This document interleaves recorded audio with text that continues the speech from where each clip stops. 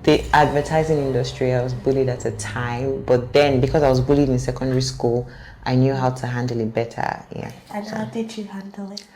Well, it's just to ignore them, honestly, because you know that it's coming from somewhere, from something you've not healed from. And if you check these bullies out, there's something they're struggling with, you know. So I like to approach from a place of compassion, right? Hello everyone, my name is MonjolaBodunde and I'm a character development advocate. And today I'm here with... Adele Bidibor, and I'm an actor. That's nice. And Mark, can I ask you a few questions? Okay, yes you can. Okay, so my first question is, since I know you're in Nollywood, how did you join it and how long have you been in the industry? Well, how I joined, so I spoke to a friend. I realized that I wanted to act at quite an early age. So I spoke to a friend, you know, at a gym that I was in, and he happened to be an actor as well.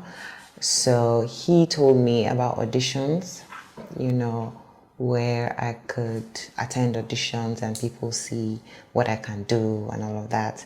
So I started to go for auditions. Basically, before that I was doing commercials, so it wasn't really hard for me to find people in the industry who could help me, you know, start my career. Okay, yeah. So thank you. And so how long have you been in the industry? I have been in the industry for 5 years. Oh, that's a long time. Going to 6 years. Yeah, that's how long I've been in the industry. That's nice. My second question would be, have you ever been bullied in the industry while in school or ever experienced any form of bullying? Oh yeah, of course. I was bullied in school, in secondary school. It was a boarding school, an all-girls boarding school. And it was terrible. It wasn't good. I wasn't big, so my bully was big.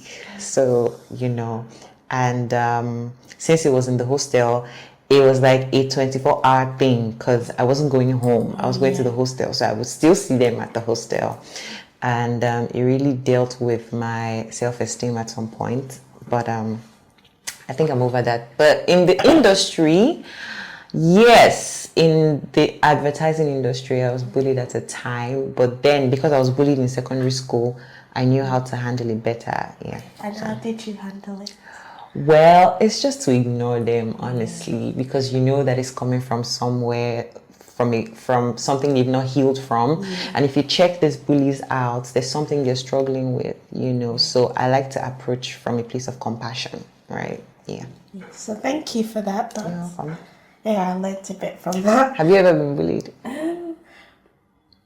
I wouldn't call it bullying because, well, I don't know if I should call it bullying because back where I'm from, the UK, there's just kids that they joke and they make it like big jokes, and I don't know to class it as bullying. That's hurtful. Or just let it slide. So I don't think I've like actual bullying. I've not experienced that. Okay. Okay. Okay. So my third question would be: before taking up the role to play Oyin in The Blood Vessel, what connected you to the story personally, or after playing the role, did it make you reflect on your own life? Okay, so the first question, which was what drew me to the character, is it was the fact that it was a love story, because I'm such a love advocate. So I liked that. I also liked her fierceness, you know, how strong she was. Because for you to be willing to leave your home for something that you love, that's strength, you know, that's a lot of courage. Yes, so that drew me. And it was also the fact that it was a story for us. It was a culture thing, you know, people from the Niger Delta and the oil thing. So it just really drew me in. And what lessons that I learned, or what stayed with me.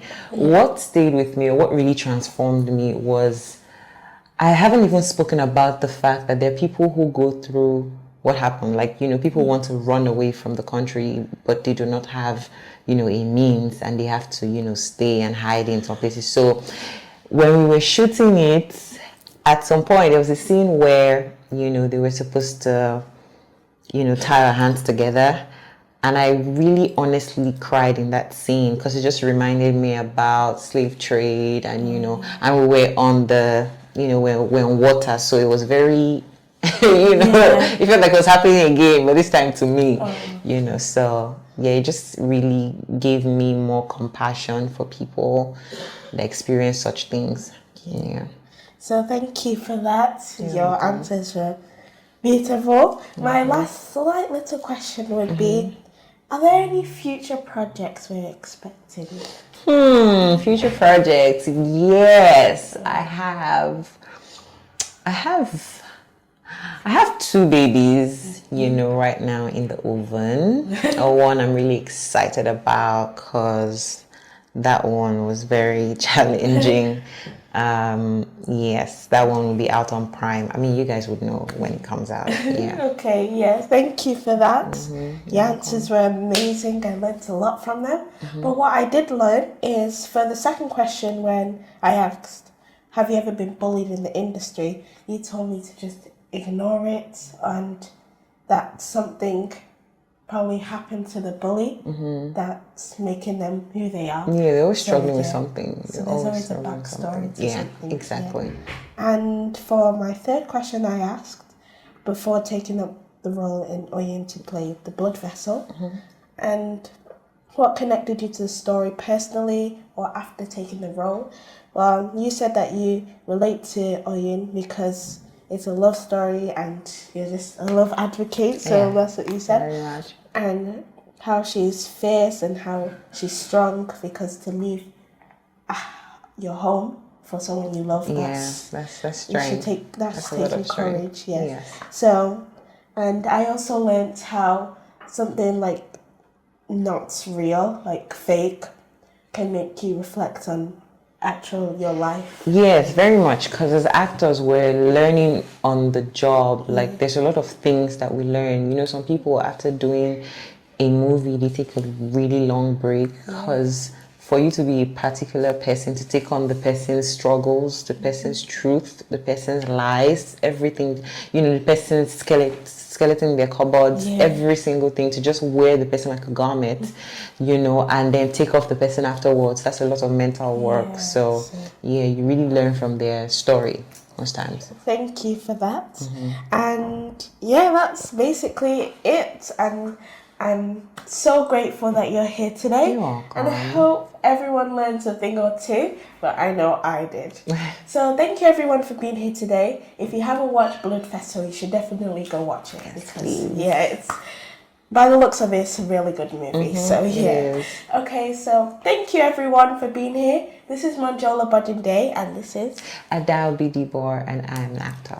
Okay, thank you everyone, and I'll see you next time. This is where the magic begins. Bye everyone. Bye.